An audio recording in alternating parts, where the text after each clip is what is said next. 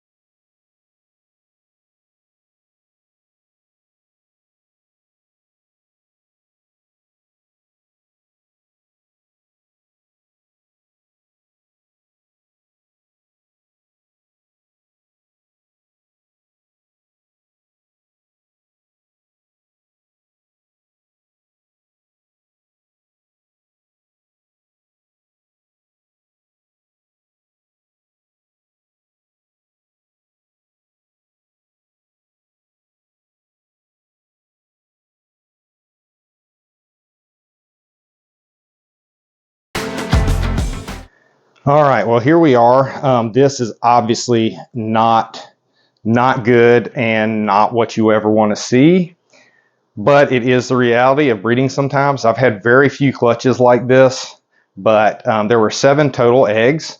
One of them definitely had no veins. These 3 here, they look different. I don't know how well it comes through on the camera, but they're very wet, they're squishy, they just don't have any constitution to the egg.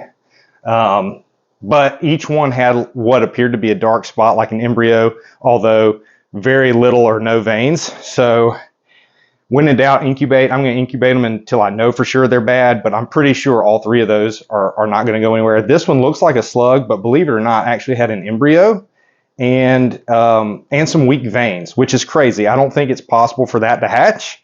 But again, there's an embryo and vein, so I'm going to put it in there. Number 1 looks good. Had a strong embryo, strong veins, although the eggshell is a little thick.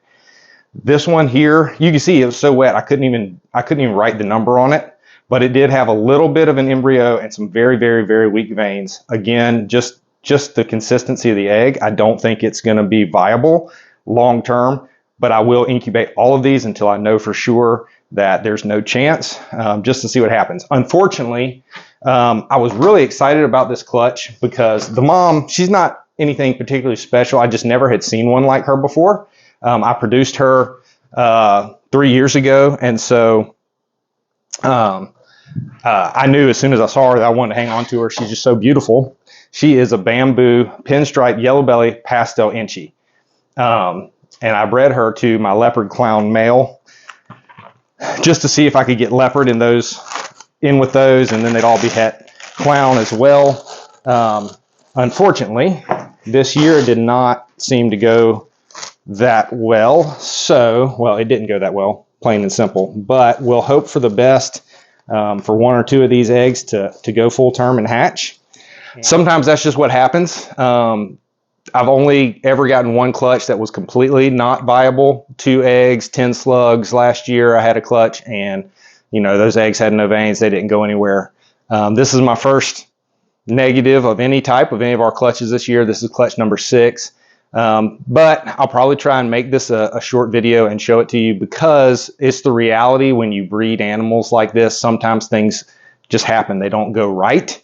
And a lot of people don't talk about it. I hadn't seen a lot of videos on this, but I think it's becoming talked about more and more, just because it's the reality. If you're in this business, sometimes things aren't going to go your way.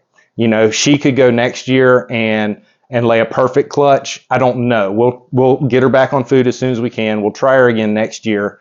But if she were to, say, slug out again or have a really bad clutch next year, then I would probably keep her as a pet or sell her as a pet and no longer breed her, just because there's probably something genetic in there. One season is not enough to determine that, but we'll see, and we'll pray for this little egg that it comes through and gives us something amazing. But yeah, that's going to be all for today. Disappointing, but I got to run to the office. So thanks for tuning in, and remember to share the love of reptiles with anybody you can.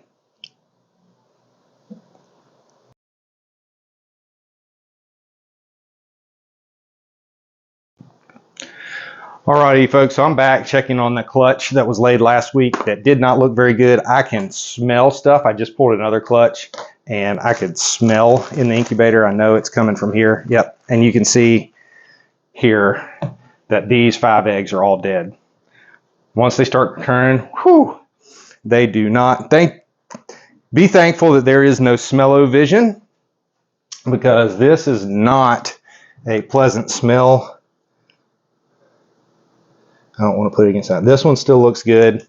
Unfortunately, as I suspected, the other 5 are not going to make it. So I'm going to throw a glove on and take those out and throw them away. And we're going to wish the very best for this last little baby.